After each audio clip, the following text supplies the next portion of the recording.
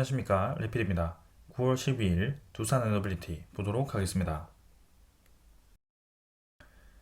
증시 먼저 보겠습니다.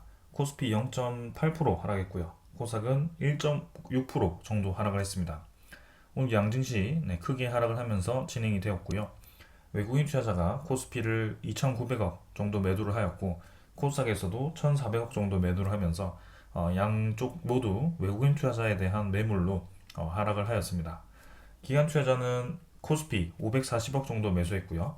기관 투자자 코스닥은 1360억 정도 매수를 하면서 좀 이제 받쳐주었지만, 코스피와 코스닥 모두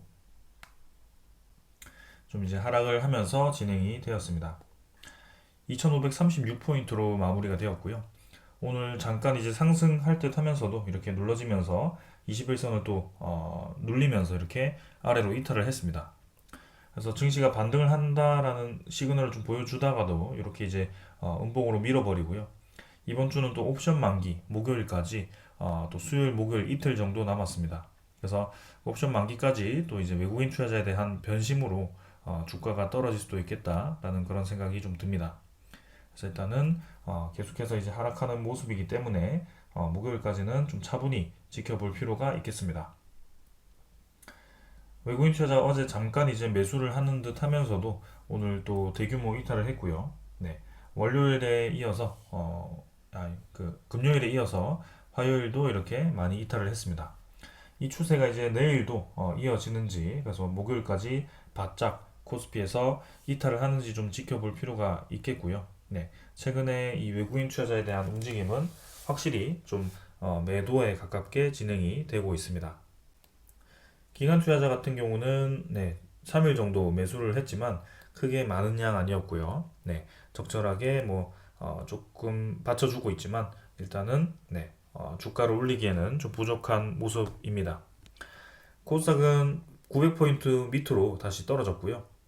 지금 이제 이평선이 수렴하는 구간 속에서 이렇게 강한 하락이 나왔습니다. 그래서 충분히 하락을 더 할 수 있다라고 말씀을 드렸고, 지금은 이 코스닥이 우상향하고 있다라고 보기가 어렵습니다. 사실 이제 저점을 계속 받쳐주면서 차곡차곡 올려주고 있지만 꽤나 오랫동안 그 고점 부근을 횡보를 했고요. 계속해서 이제 이 눌러주는 고점이 점점 낮아지는 패턴을 보았을 때는 충분히 단기간에 이렇게 떨어질 수 있다라고 말씀을 드렸는데요.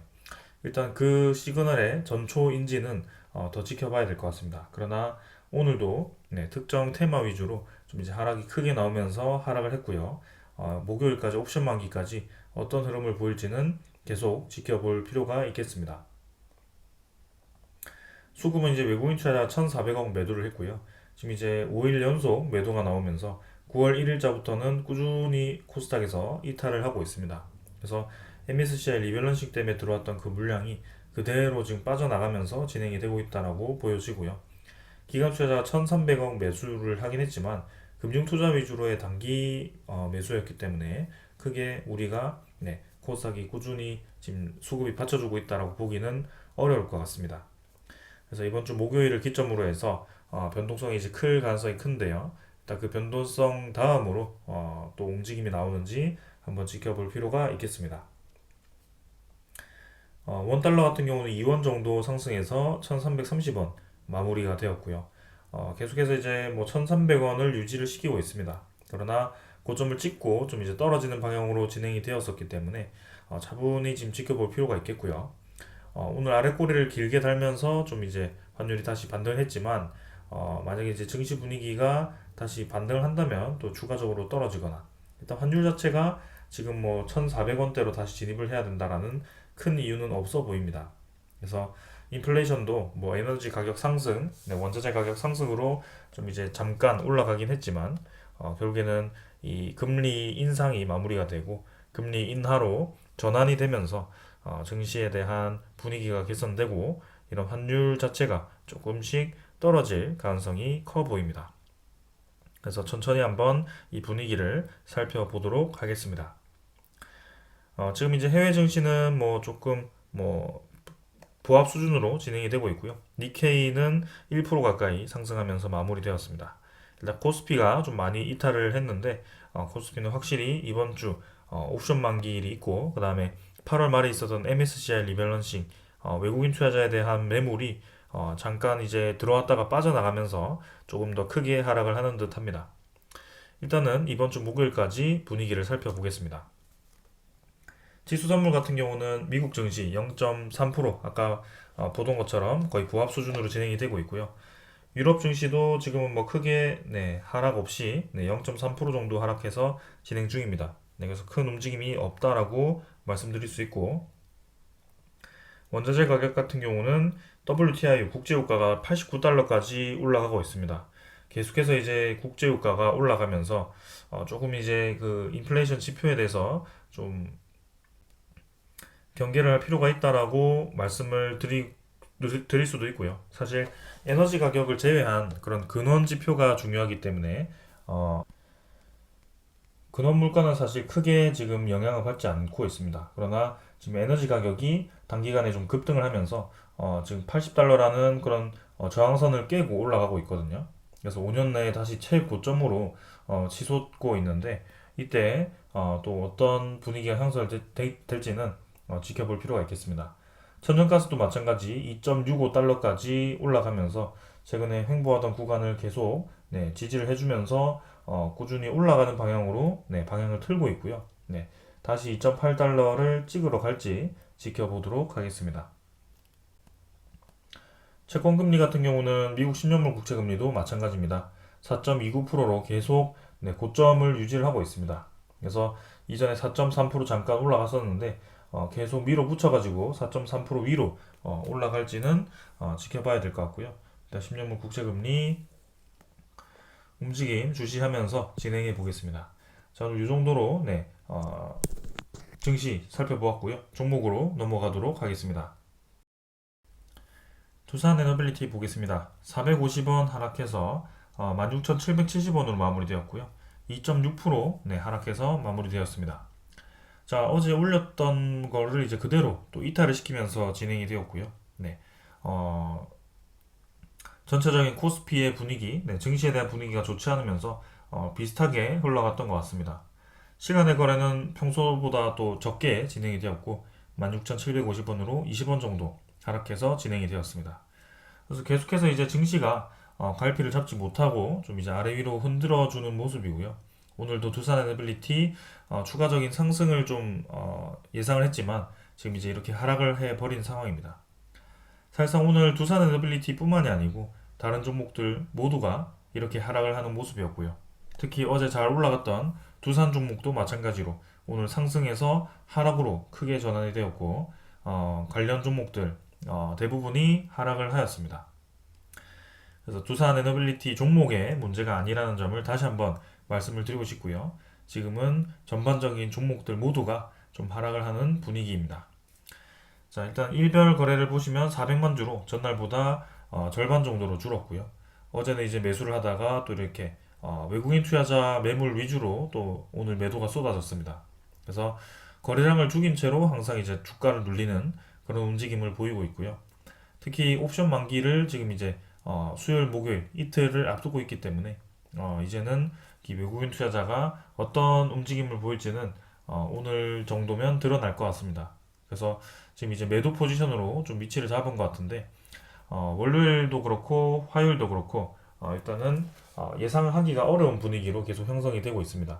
그래서 수요일도 사실은 이제 이 분위기를 이어간다면 조금 이제 내려가는 분위기로 진행이 될 수 있는데 어떻게 될지 일단 한번 살펴보겠습니다. 결국에는 17,000원 아래로 다시 떨어진 상황이고 계속 그 비슷한 구간을 횡보를 하고 있는 상황입니다.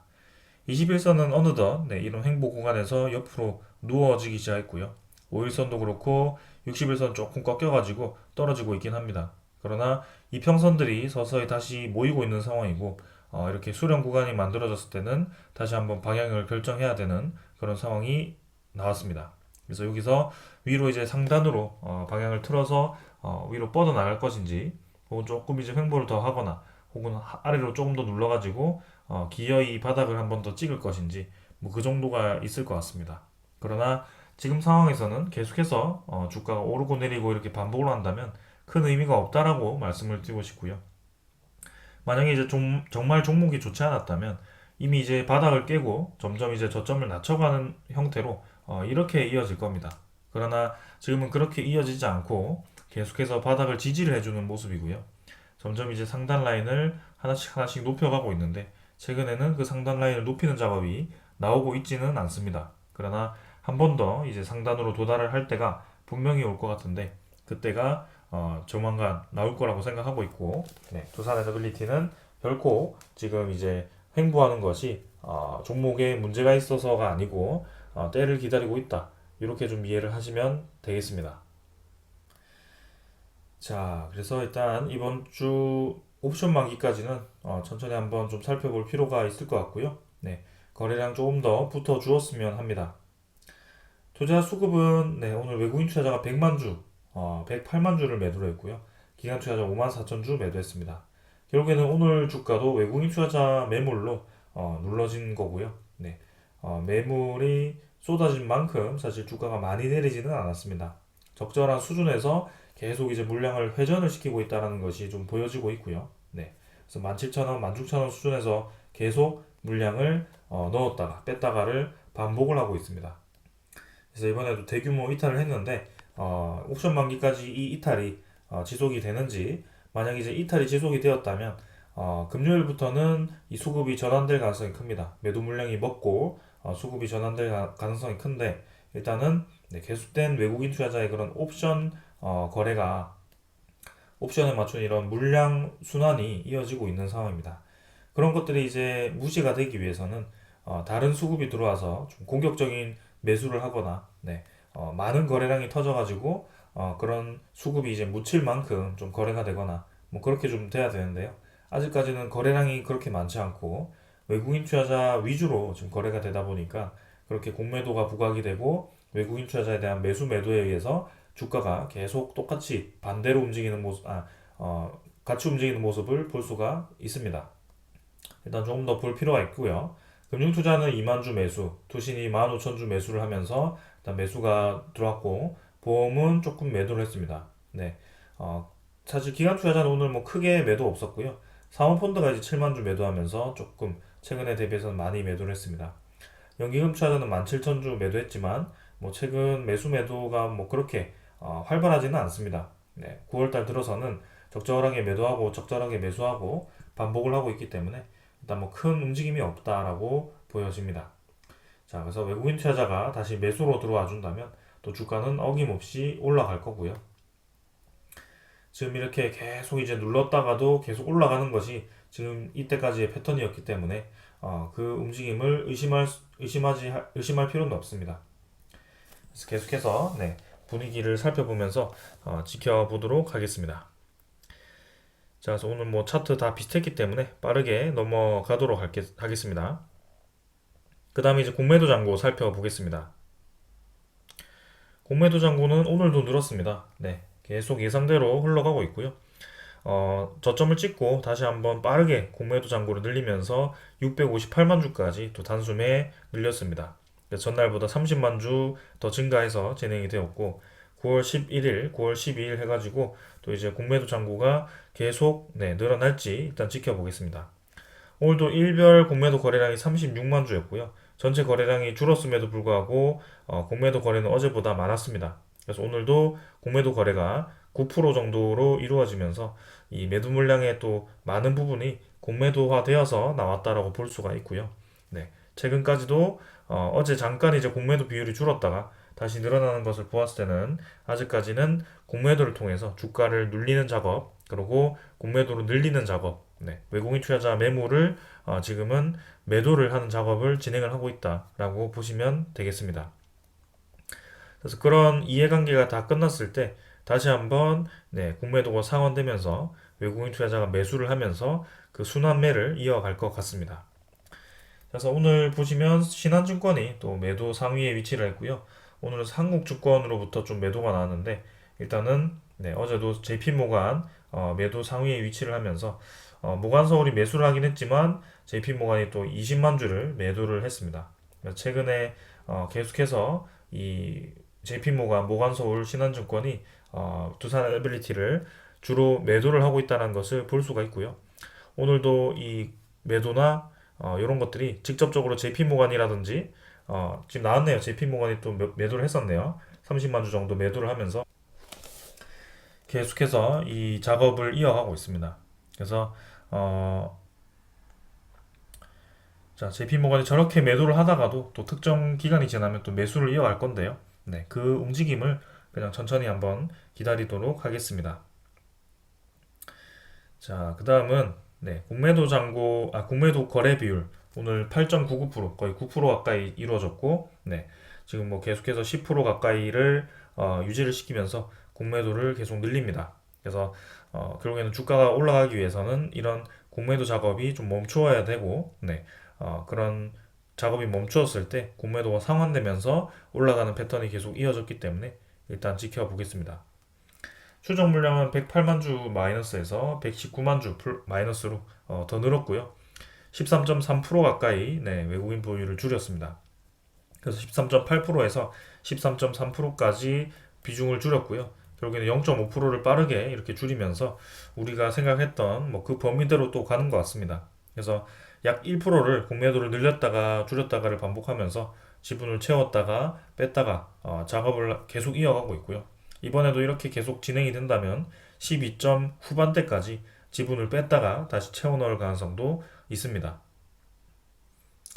자, 그래서 이렇게 계속 횡보를 하다 보니까 굉장히 지겨우신 분들도 있을 것 같고, 네, 주가가 이제 더 이상 올라가지 않겠구나라고 생각하시는 분들도 굉장히 많은 것 같습니다. 그러나 지금 이제 차트를 통해서 접근을 한다면 굉장히 큰 착오를 겪을 수 있다라고 말씀을 드리고 싶고요. 대표적인 예, 테마로 이제 2차 전지를 계속 예를 들고 있는데 결국에는 제가 2차 전지에 대해서 꾸준한 하락을 했었죠. 네. 급등 이후에 꾸준한 하락을 말씀을 드렸는데 이렇게 하락을 했습니다. 그래서 제가 맞췄다라는 것이 지금 말씀드리려고 하는 것이 아니라 결국 적절하게 횡보를 하고 적절하게 올라갔다면 적절하게 빠지는 것도 정상인 겁니다. 그러나 이런 종목들은 사실 과도하게 이제 올랐기 때문에 그 과도하게 올라간 것을 따라갈 필요는 없다라는 것이고요. 에코프로 BM 같은 경우도 처음에는 이렇게 장기적으로 계속 떨어지면서 횡보를 하는 구간이 있었다는 것을 말씀을 좀 드리고 싶습니다. 그래서 그런 오랜 기간 이후에 이렇게 큰 급등이 나왔다는 것을 말씀을 드리고 싶고 딱 저 기점으로 해서 이날은 이제 주가가 에코프로비엠이 좋지 않았고 이날은 에코프로비엠이 좋다. 두산 에너빌리티는 내일부터 좋기 때문에 내일부터 당장 급등할 것이다. 이게 아닙니다. 이 기업이라는 것은 이미 준비된 기업들만이 네, 기술력을 가질 수 있는 것이고 그 시장에 투입이 될 수 있는 것입니다. 그래서 두산 에너빌리티가 이미 기술력을 확보한 상황에서 이제는 사업화를 성공하고 있고요. 네, 시장이 이제 커졌다는 것은 다들 알고 있을 겁니다. 그러나 이제 이 두산 에너빌리티가 본격적으로 이제 수주를 이제 앞두고 있기 때문에 그런 것들을 생각한다면 결국에는 주가가 올라가야 하는 게 맞다라는 것이 저의 판단입니다. 그리고 또 한 가지 종목을 더 보고 싶은데요. 현대 오토에버라는 종목입니다.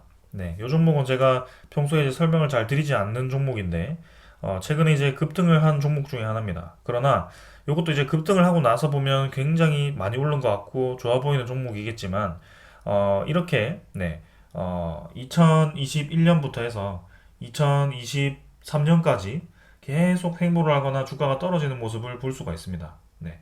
2021년에 코스피가 상승하는 것과 함께 같이 급등을 했던 종목 중에 하나인데요. 그때 이제 거의 두 배 가까이, 두 배 이상의 상승을 보였던 종목 중에 하나입니다. 그러나 현대오토에버도 고점을 찍고 쭉 이제 몇 달 동안 내리다가 며칠 만에 올리고 또 몇 달 동안 내리다가 며칠 만에 올리고 이 작업을 계속 진행을 했습니다. 그래서 저점은 10만 원 초반대, 고점은 이제 14만 원대 수준에서 횡보를 하다가 결국에는 그 저점을 깨고 9만 원까지 내려가는 때가 있었고요. 그 9만 원에서 한참 동안 이제 올라가다가 떨어지다가를 반복하면서 횡보를 하다가 이번에 2023년 7월 달에 결국에는 그 고점을 뚫고 뻗어 나갑니다. 네. 그래서 그렇게 뻗어 나가 가지고 28만 원 정도까지 주가를 찍고 이렇게 오늘 좀 많이 내리긴 했지만 14% 가까이 하락을 했는데요. 제가 말씀드리고 싶은 것은 우리가 얼마나 횡보했고 얼마나 오래 버텼느냐가 중요한 것이 아닙니다. 결국에는 때가 된 종목들은 한 3년을 버티더라도 이렇게 한 두 달 정도만 올라가 주어더라도 우리가 기다린 만큼 수익을 얻을 수가 있습니다. 그러면 요때 이 집어서 들어가면 되지 않나요? 라고 말씀을 하실 수도 있겠지만 사실 그 기점이 쉽지가 않습니다. 확신을 하고 들어갈 수가 없고요. 결국에는 그렇게 접근을 한다면 요때 이제 이런 곳 거래량이 터지면서 올라가던 그 양봉에서는 당연히 이제 여기서 추가적으로 올라갈 거라고 생각하겠지만 또 여기서 갑자기 이렇게 떨어뜨리기 시작하면서 최저점까지 떨어뜨려 버리는 그런 패턴이 나오기 때문에 결국에는 그런 트레이딩을 하시는 분들은 이 양봉에도 들어갈 수가 없었을 겁니다. 네. 그러나 결국에는 장기 투자하는 투자자 입장에서는 오르고 내리고가 크게 상관이 없기 때문에 이, 이 양봉에서도 신규 진입하는 것이 아니고 결국에는 흐뭇하게 이 저점 매수를 한 것에 대해서 지켜보는 것이고 더 올라가면 더 좋은 거고 네, 떨어지면 또 기회가 되는 거고 이런 식으로 이제 대응이 가능하다라는 것입니다. 그러나 이제 사고 팔고를 계속 지속한다면 내가 요때 팔아야 되나 더 올라가면 안 되는데 팔았으면 이제 더 올라가면 안 되는데 그리고 계속 이제 호가창을 들여다보고 내려오면은 더 사야 되나 혹은 이제 괜히 팔았나 이렇게 이제 보면서 계속 호가창을 보고 있을 겁니다. 그러나 여유롭게 본인의 밴드를 정하고 그 밴드 안에 들어왔을 때만 이제 매수를 하겠다라고 지정하신 분들은 편안하게 지켜보실 거고요. 결국에는 그 저점이 깨지지 않는 이상은 크게 걱정 없이 지켜보고 계실 것 같습니다. 그래서 오랫동안 횡보한 이후에 나올 수 있는 그 급등은 두산 에너빌리티 뿐만이 아니고 다른 종목에서도 많이 나왔었기 때문에 우리가 크게 조급해할 필요가 없다라는 것이고 그렇다면 이 종목이 올라갈 가치가 있느냐라고 물었을 때는 그 대답을 계속 제가 해주었습니다. 그래서 그 대답에 대해서 지금 주가가 반영되지 않기 때문에 불만을 가지신 분들이 많은 것 같은데요. 결국에는 반영이 될 거라고 생각을 합니다.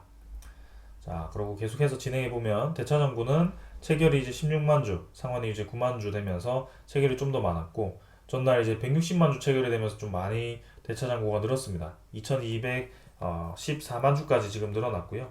대차장구 꾸준히 늘어나고 있고 공매도 잔고도 같이 늘어나면서 일단은 이 추세가 어디까지 이어지는지 한번 지켜보겠습니다. 네, 이 정도로 이제 기술적인 분석 보았고요. 오늘 제가 준비한 소식들 전해드리면서 마무리하겠습니다. 자, 먼저 전해드릴 소식은요. 이제 용인 반도체 클러스터에 대해서 신규 전력 공급이 필요하다라는 것은 여러분들도 많이 들어보셨을 겁니다. 그러나 그 공급 계획이 이제 뭐 이렇게 하면 되겠지, 저렇게 하면 되겠지, 그냥 대충 생각하는 것이 아니고 산업부와 한전과 그 다음에 삼성전자가 같이 모여가지고 구체적으로 이제 계획을 세우려고 하는 것 같습니다. 그래서 그 전력 공급 계획 수립 작업을 연내에 완료를 하겠다고 재확인을 했고요. 네, 산업통상자원부 에너지 정책실장이 용인시 남사 이렇게 쪽에 국가첨단산업단지 현장을 방문한 자리에서 반도체 산업은 우리 경제의 핵심 전략 산업이고 그 필수 조건은 안정적인 전력 공급이다라고 얘기를 했습니다. 그래서 그 안정적인 전력 공급이 가능한 추가적인 전력 공급이 필요할 것 같고요. 그 안정적인 전력 공급을 핵심으로 해서 계획을 할 것 같습니다. 이전에는 이제 네, 이렇게 LNG 발전소를 통해서 전력을 조달한다라는 계획을 했었는데요. 네, 이번에도 마찬가지로 LNG 발전소를 대거 건설해서 전력을 조달하고 중장기적으로는 11차 전력 수급 계획에 신규 원전을 반영해서 원자력을 활용하는 방안에 정부의 공급 계획으로 예상을 한다고 합니다. 그래서 이런 용인 반도체 클러스터에는 LNG와 원자력 에너지가 들어가고 그리고 아리백을 위해서 네, 이제 신재생 에너지도 같이 공급이 될 것 같습니다. 그래서 CF100이라는 그런 정책을 통해서 네, 많은 여러 가지의 에너지원이 공급이 될 거라고 보여집니다. 자, 여기서 네, 용인 반도체 클러스터에 이제 100% 재생에너지만을 공급하겠다라는 주장을 하는 쪽이 있습니다. 그러나 그 재생에너지라는 것은 여러분들이 확실히 좀 해야 됩니다. 분명히 재생이라는 것은 좋은 말입니다. 네, 재생에너지 탄소를 발생시키지도 않고 사고 위험도 없고 그죠? 대신에 이제 발전 단가가 조금 이제 비쌉니다. 왜냐하면 그 송전망도 설치를 해야 되고 이 재생에너지라는 것을 완벽하게 쓰기 위해서는 ESS라는 그 대규모 에너지 저장 장치를 만들어야 됩니다. 그러나 우리나라 같은 경우는 지금 ESS 보급이 현저히 떨어지고요. 네. 단순히 이제 태양광만 이제 보급을 해가지고 엄청나게 많이 깔아놓은 상황입니다. 물로 비교를 하자면 지금 이제 폭우가 쏟아져가지고 빗물이 막 쏟아지는데 물을 저장할 수 없는 그런 상황인 거고 빗물을 그냥 흘려내려 보낸다는 거죠. 네. 사용하지 못하고 흘려내려 보내는 빗물이 엄청 많다라고 보시면 되겠습니다. 그럼 이제 여러분들도 충분히 이해를 하실 것 같고요. 그러면 ESS를 왜 짓지 않느냐? 우리나라도 ESS를 수행하는 기업들이 있습니다. 효성중공업이라든지 뭐 SK 쪽이라든지 두산 에너빌리티도 ESS 건설을 할 수 있고요. 그래서 그 구체적인 계획이 좀 필요할 것 같은데 거기에 대해서는 근데 이제 이 ESS를 한두 개를 지어가지고는 모든 재생에너지에 대한 그 저장을 할 수가 없습니다. 그래서 수십조에 달하는 금액을 투입해서 ESS를 건설을 해야 되는데 사실 뭐 발전 단가라는 것을 고려해서 그런 것인지 그런 것들 가리기 위해서 그렇게 하는 것인지 모르겠지만 일단은 단순히 네, 빗물을 쏟아내는 것만 만들고 있다. 이렇게 좀 보시면 되겠습니다. 그러나 그렇게 해가지고는 이 용인 반도체 클러스터에 특히 삼성전자의 공장에는 안정적인 에너지 공급을 할 수가 없고요. 이 반도체라는 것은 24시간 동안 계속 많은 전력이 들어가야 되고 그 에너지가 조금이라도 끊기면 안 됩니다. 이 반도체 장비 특성상 전력이 끊기면 그 생산 중인 반도체는 모두 다 죽어버립니다. 그래서 다 버려야 되는데요. 그럼 삼성전자도 엄청난 이제 손실을 입게 될 겁니다. 근데 재생에너지 특성상 특히 태양광은 낮에는 발전을 하지만 밤에는 발전을 하지 않습니다. 그래서 그 밤에 어떤 에너지를 사용할지는 분명히 이제 공백기가 생길 거고요. 제일 문제는 낮 동안 이제 그 태양광을 많이 깔수록 그 에너지가 밤에는 그만큼 큰 에너지가 공백이 생기기 때문에 이 전력 계획 입장에서는 굉장히 큰 공백이 생길 수가 있습니다. 그렇기 때문에 이 재생에너지만으로는 사실상 이 RE100을 아무리 주장을 하더라도 이 반도체 공정에는 결코 적합하지 않다라는 것을 볼 수가 있습니다. 네. 그래서 이 ESS를 엄청나게 깔아서 하루 종일 이제 이 낮 동안 엄청나게 많은 이 햇빛을 받아서 이 전력을 생산해서 ESS에 다 채워 놓던지 밤 동안 생산할 수 있는 그런 전력을 생산할 수 있던지 혹은 이런 LNG 발전소라든지 아니면 네, 원자력 에너지라든지 네, 그런 것들을 좀 섞어 가지고 네, 효율적으로 이용을 할 건지 뭐 이런 방법이 있을 것 같습니다. 그래서 한쪽으로 계속 이제 주장을 하는 것은 저는 잘못되었다라고 보고요. 그리고 지금 뭐 이렇게 이제 원자력 에너지에 대해서 계속 언급을 드려서 원자력 에너지만 옹호를 한다라고 얘기를 하는 것도 아닙니다. 결국에는 지금은 원자력 에너지 비중이 30% 수준이기 때문에 나머지 70%에 대해서 충분히 우리가 비중을 조절할 수가 있습니다. 그래서 그 30% 이상 넘어서 뭐 우리나라 원자력 에너지를 50%까지 늘리겠다라고 하면 조금 이제 이 비판을 받을 수도 있겠지만 뭐 지금 잘 쓰고 있는 거, 네, 30% 유지하겠다라고 얘기를 하는 거기 때문에 크게 문제가 되지는 않는 것 같습니다. 그리고 나머지 70%에서 이제 석탄 에너지 비중을 빠르게 줄이고 그걸 이제 0%, 이 5% 수준에 있던 신재생 에너지를 30%까지 늘린다라는 계획이기 때문에 우리나라가 지금 신재생 에너지를 뒤한시하고 있다는 것도 아니거든요. 네, 그렇기 때문에 여러분들이 이런 것에 대해서는 좀 이제 확실하게 아셔야 될 것 같고 이 에너지라는 것은 24시간 동안 계속 안정적으로 공급이 필요한 그 산업군이 있습니다. 그렇기 때문에 한 가지 에너지로는 결코 커버가 하기 쉽지 않다라는 것을 말씀을 드리겠습니다. 자, 그래서인지 계속해서 이제 전 세계적으로 그리고 국내에서 그런 안정적인 에너지원에 관심을 가지기 시작했고요. 특히 러시아와 우크라이나 전쟁이 벌어지면서 그런 원자재 가격이 올라가면서 네, 원자재를 탈피할 수 있는 에너지원 그리고 24시간 동안 안정적인 에너지원을 공급할 수 있는 에너지원을 찾다 보니 네, 원자력 에너지가 다시 네, 이렇게 부각을 받기 시작했습니다. 자, 그래서 우리나라 원자력 학회장이죠. 네, 신규 원전이 최소 10기가 필요하다라는 얘기를 했는데요. 2019년 기준으로 화석에너지 사용량이 232만 네, TO이네요. 석유환산톤이라고 합니다. 무탄소로 가려면 원전 357기가 필요한데요. 이를 모두 원전으로 대체할 수는 없지만 분명히 이제 이 탄소 중립을 실행시키기 위해서는 네, 원자력을 한두 개 늘리는 것으로는 안 된다.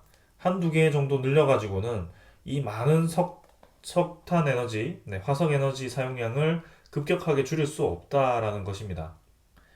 그리고 제가 일전에도 설명을 드린 적이 있는데요. 재생에너지의 가장 큰 단점은 풍력이라든지 태양광이라든지 그런 외부적인 요인에 의해서 이 환경에 의해서 많은 전력 수급 차이가 난다라는 것입니다. 그래서 원자력 에너지 같은 경우는 뭐 안정적으로 계속 이제 출력을 유지시키면서 이렇게 생산할 수 있겠지만 태양광 에너지는 예를 들어서 시간에 따라서 표현을 해보자면 낮에는 이렇게 이제 수급이 올라가다가 밤에는 갑자기 이렇게 뚝 떨어집니다. 네.